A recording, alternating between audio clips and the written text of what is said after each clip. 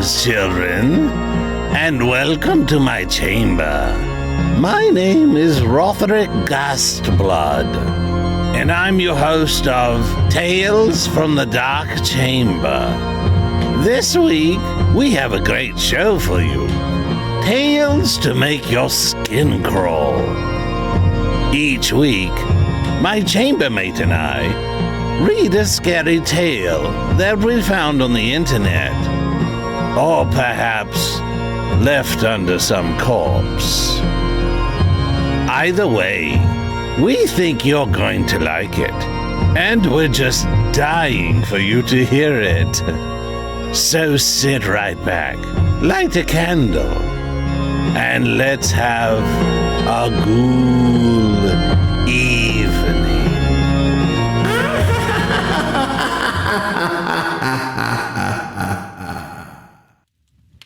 Welcome, children. We have a great show for you tonight. Right, Woody? Oh, yeah, Rotherick. So, what's it about? So, have you ever heard of a Ouija board, Rotherick? Heard of them? I invented them. Yeah, I'm sure. Anyhow, tonight's story is about a boy, a girl, and a game, if you want to call it that. And, well, I'm not going to spoil the story. Sounds creepy. Well, let's put it this way. I'm not going to play it. The name of tonight's story is Don't Play with Fire, and it's sure to make you think twice. Don't Play with Fire by Shadow of Darkness. So, since you're reading this, it's likely you've read other stories like this before. So, most likely, you've heard of a Ouija board. If not, a Ouija board is sold as a game used to communicate with spirits. But my experience will hopefully be able to convince you this is no game. As a child, I was always interested in ghosts and haunted houses, and all the other things that children were drawn into that concern the paranormal. I would watch shows concerning the world's most haunted places and horror games like Resident Evil and such. But it wasn't until I was about 16 that I decided to actually get involved. During my junior year in high school, I wasn't anybody special. I wasn't a nerd or a geek, and I certainly wasn't a jock. You could say I was more neutral. There was this one girl who was seen or something like that, and was always picked on. She looked pretty much like what you would expect. Blue hair, nose and cheek piercings, and wore My Chemical Romance t-shirts. One day, after school, I was walking home with my friend Jared when we noticed her sitting in a corner by the back doors, using some kind of board.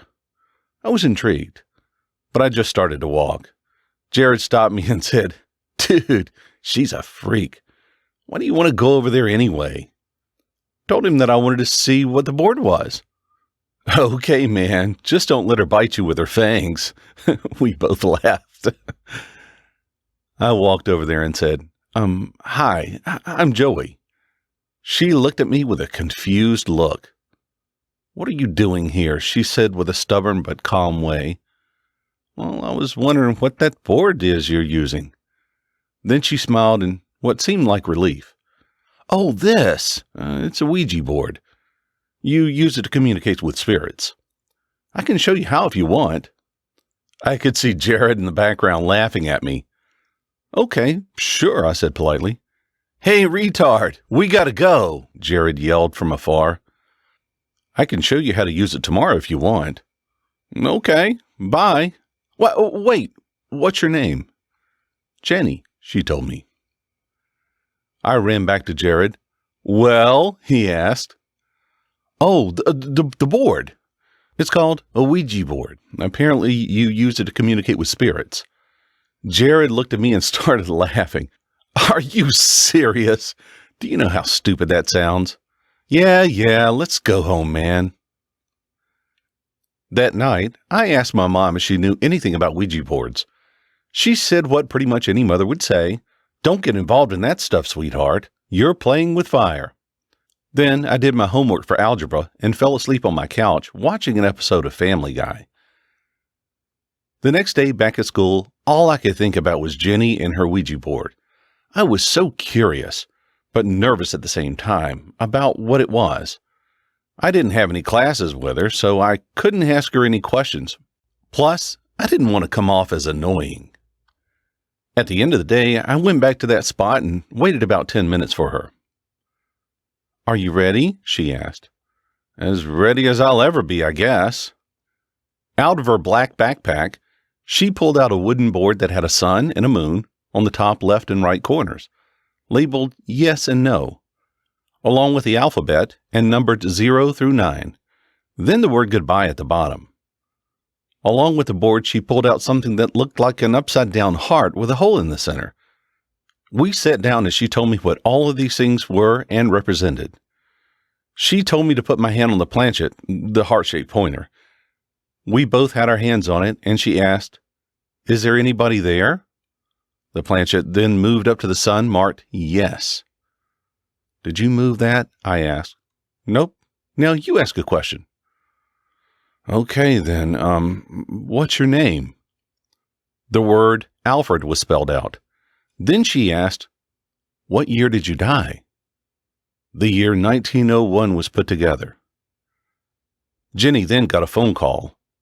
After about 2 minutes of, "Okay," and "yeah," she told me she had to go. "If you want, tomorrow you can come home with me and we can actually use the board for a while." "What about your parents?" I asked. "They won't be home until 8. I thought for a second. "Okay, see you tomorrow." After school the next day, I walked home with Jenny and we discussed the things in our lives. She talked about the people at school who would pick on her, and I talked about the death of my dad a few years back. After about 10 minutes of walking, we got back to her house and we went into the living room. She lit 4 candles on each side of the board and turned off the lights. I was a little freaked out, but I went along with it.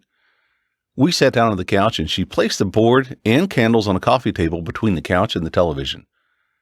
We asked all the casual questions, and to prevent this part of the story dragging on, this entity was apparently named Damien, who had died at 14 after he was killed by his father. Jenny then asked it if it knew our names.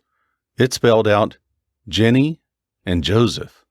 I was officially freaked out at this point. I then lost it for a second and said, "Who the hell are you?" in a calm but strict manner. The planchet spun around for a second and stopped. Jenny asked me if I was all right and to calm down. I responded, yeah, sorry. The planchet then spelled out, "I am death." The candles blew out. At this point, even Jenny seemed frightened. She tried to turn on the lights, but it seemed as if somebody had cut the power. "Damn it," she yelled. Now it was pitch black, and I could barely see anything. I was able to make my way backwards towards Jenny and grabbed her hand. "I'm sorry, this is my fault." Before she could respond, I heard a whisper that chilled me to the bone. "She must die." There was a pause for a few seconds. The silence was broken by Jenny's screams, "Help! Joey! He had..." Then she was cut off. I screamed her name. "Jenny! Jenny! Please!" One candle flickered back to life. Standing about 10 feet directly across from me, on the other side of the candle was a hooded figure. The figure was cloaked in black, with the only other things possible to make out was its eyes, red as blood, its blood-covered metal teeth, and its grim, menacing smile. It bolted at me. I felt paralyzed. I remember thinking that my life was over. It started to eat away at my leg, and I regained my senses. It was agonizing pain, wondering what I could do to defend myself. Then I remembered the candle. I kicked the phantom creature as hard as I could into the flame, and it broke the coffee table, but its head was lit on fire. The fire started to spread across the floor as well along the walls. That was the last thing I remembered before I blacked out. I woke up in the hospital from a coma 3 days later. The doctor told me I had been pulled out of a burning house and that another girl was found in the basement who had died of brain damage after falling down the stairs.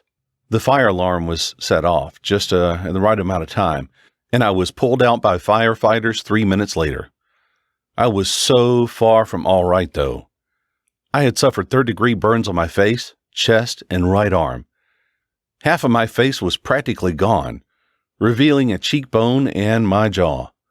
I was bandaged up and was expected to have reconstructive surgery 4 weeks later, but that never happened because no one could pay for it. I cannot go on, though.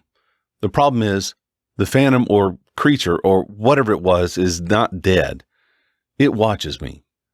I will look out my window every day and I can just about make it out. I'm always being watched, and as long as I'm alive, it will watch me. There's no escape. I have a noose tied to the ceiling above my bed, so I hope for my family and friends that this puts into context why this has to happen. This is my goodbye to you all. And please, learn from my mistakes. It's been 3 years. So this is my goodbye to you all. So please, don't play with fire.